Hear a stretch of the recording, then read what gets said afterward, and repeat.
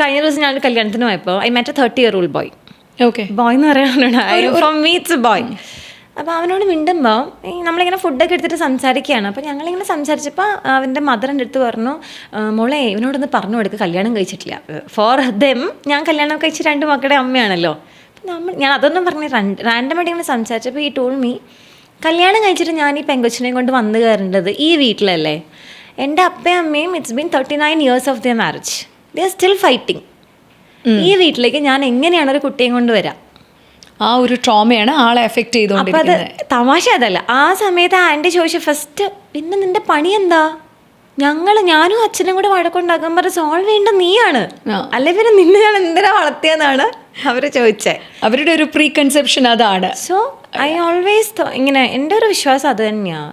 Always ഈ weight, responsibility, baggage, it's something that they want their children to take.